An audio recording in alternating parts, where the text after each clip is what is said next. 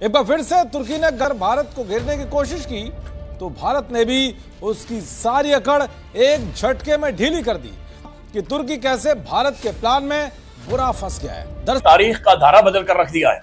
Unprecedented गैर बात कामयाबी हुई है। अब याद रखें, इसके ऊपर दहाइयों तक बातचीत होगी, इसके ऊपर तारीख लिखी जाएगी, इसके ऊपर शाऊर का एक नया सफर, नए मरहले। इसके दोस्तों, भूमध्य सागर की लहरें आज वैसी नहीं है जैसी सदियों से रही है। नीले पानी की वो शांत गहराइयां अब जैसे आग उगल रही हैं। दुनिया की तीन बड़ी ताकतें भारत, तुर्की और नाटो अब आमने सामने हैं। एक ऐसा टकराव जो इतिहास के पन्नों में नए युद्ध अध्याय की शुरुआत कर सकता है। कभी सिर्फ एक समुद्री इलाका समझे जाने वाला भूमध्य सागर अब युद्ध की आग में झुलस रहा है। तुर्की के राष्ट्रपति एर्दोआन को यकीन था कि कोई भी देश उनकी अनुमति के बिना यहां कदम नहीं रख सकता, लेकिन भारत ने दिखा दिया कि 21वीं सदी का भारत किसी से डरने वाला नहीं है। भारत ने साफ साफ कह दिया कि भूमध्य सागर किसी का बाप दादा की जागीर नहीं, बल्कि एक इंटरनेशनल वाटरवे है। इस बयान ने तुर्की की नींव हिला दी। तुर्की को यह लगा कि भारत उसकी ताकत को चुनौती दे रहा है, और तभी से उसने एक बड़ा दांव खेलने की कोशिश की। उसने नाटो को फोन लगाया, वही नाटो जो अमेरिका, ब्रिटेन, फ्रांस और दर्जनों शक्तिशाली देशों का सैन्य संगठन है। तुर्की ने रोते हुए शिकायत की कि भारत भूमध्य सागर में उसकी सीमा के पास सैन्य गतिविधियां कर रहा है। उसने नाटो से मदद मांगी, भारत को रोकिए, नहीं तो वो हमारे रास्ते में बाधा बनेगा। और बस यहीं से कहानी ने ऐसा मोड़ लिया जिसने पूरी दुनिया की नजरें इस सागर की लहरों पर टिका दी। ये जो ग्रेशन है अतर, ये आपको क्या लग रहा है कि अगर आप मुझसे पूछे, मुझे तो ये लग रहा है कि भी थोड़ा सा प्लेस करना है भाई। सोशल मीडिया पर यह खबर बिजली की तरह फैली। ट्विटर से लेकर यूट्यूब तक हर जगह एक ही चर्चा थी, क्या भारत और तुर्की आमने सामने आने वाले हैं। न्यूज चैनलों ने हेडलाइन चलाई, इंडिया वर्सेस तुर्की, a new war zone in the Mediterranean थी। लेकिन असली ड्रामा तब हुआ जब नाटो ने तुर्की का साथ देने से इनकार कर दिया। नाटो के सदस्य देशों ने स्थिति का विश्लेषण किया और पाया कि भारत ने कोई गलती नहीं की थी। भारत ने किसी देश की सीमा में प्रवेश नहीं किया था, न ही किसी पर हमला किया था। भारत बस अपने इंटरनेशनल व्यापारिक रास्ते से गुजर रहा था, वही रास्ता जिससे हर देश गुजरता है। नाटो ने तुर्की से पूछा, क्या तुम्हारे पास सबूत है कि भारत ने हमला किया? तुर्की के पास कोई जवाब नहीं था। अमेरिका ने कहा, तुर्की ने पहले भारत को उकसाया। ब्रिटेन ने कहा, अगर हमला हुआ है तो उसका प्रमाण दो। जर्मनी ने कहा, हम तटस्थ रहेंगे। और फ्रांस ने तो साफ कह दिया, तुर्की ने अगर भारत को छेड़ा है तो नतीजा भुगतेगा भी। यह सुनकर तुर्की की हालत पतली हो गई।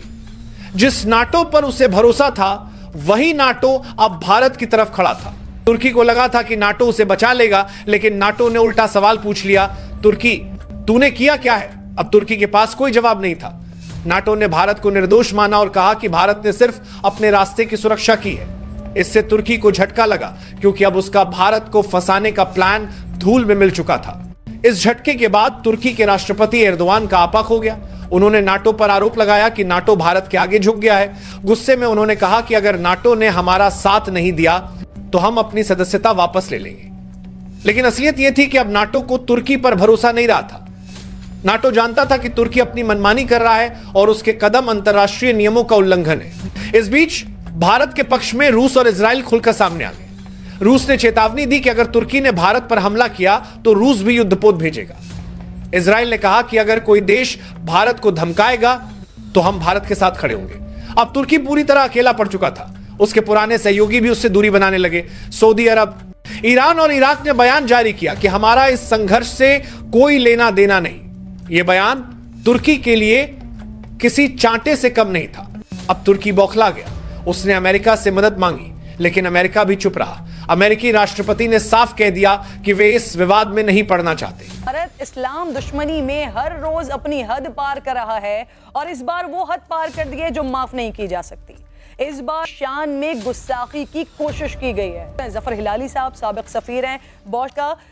सर, ये और अब सर उस हस्ती की शान में गुस्ताखी की जा रही है। मोदी सरकार चाहती क्या है सर? और अगर इस हद तक गिर जाने के बाद भी आपको लगता है मुस्लिम ममालिक कोई ऐसा एक्शन लेंगे जिससे आइंदा ऐसा करने की कभी हिम्मत ना कर सके भारत? इवेंट्स हो रहे हैं, बहुत इंटरेस्टिंग डेवलपमेंट्स हो रहे हैं इस वक्त, जिनको जानना बहुत जरूरी है।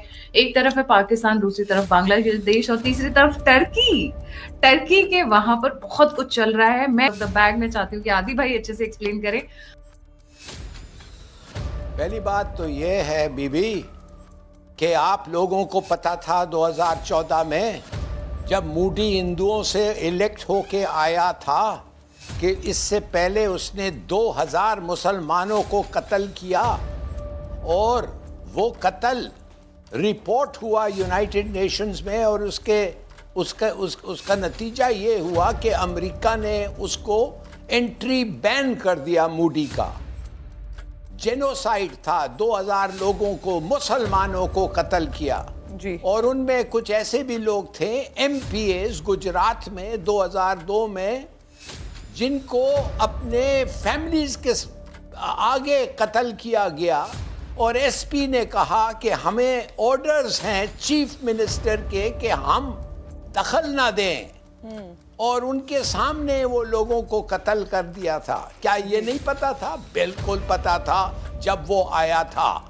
मगर मैं ये जानना चाहता हूँ कि ये जो आदमी मुसलमानों को नफरत करता है, ये जो उसके पार्टी में रिक्रूट और प्रमोट करता है उस बेसिस पे कि ये मुसलमान के खिलाफ है कि नहीं, इस आदमी को अरब्स ने क्या किया? क्या आपने उसको OIC से निकाला जिधर आप हिंदुस्तान को ऑब्जर्वर स्टेटस दिया है? नहीं। इससे पहले 10 साल 8 साल हो गए हैं मूडी का, इससे पहले आपने कुछ कहा है मूडी के बारे में? नहीं, आप तो उधर इन्वेस्ट कर रहे हैं। आज आपने कहा है कि पाकिस्तान, कुवैत, सऊदी अरेबिया और कतर, क्या UAE ने कंडेम किया है?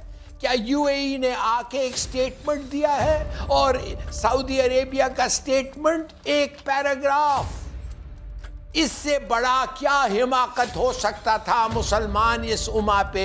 और आप एक पैराग्राफ, और आप UAE तो कुछ अभी तक कहा ही नहीं है, तो इसका क्या मतलब है? क्या मतलब है? वो सैंक्शन नहीं कर रहे हैं इंडिया में, बॉयकॉट नहीं कर रहे हैं इंडिया में, इनके पास गट्स नहीं है, इनके पास हिम्मत नहीं है।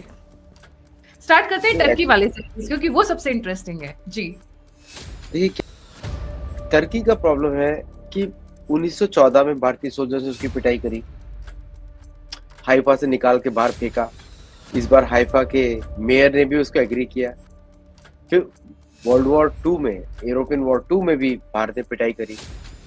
तो अब तीसरा, साइप्रस में, ग्रीस में अभी भारत की नेवल एक्सरसाइजेस चल रही हैं, ट्रेडिशनल डिप्लॉयमेंट है, और भारत ने प्रैक्टिस में 3 ब्रह्मोस मिसाइल फायर करी। और अब नेवल एक्सरसाइजेस हैं तो ऑब्वियसली फ्रांस, यूरोपियन कंट्रीज, सबको मालूम था कि भारतीय शिप्स कहाँ आ रहे हैं, कहाँ जा रहे हैं।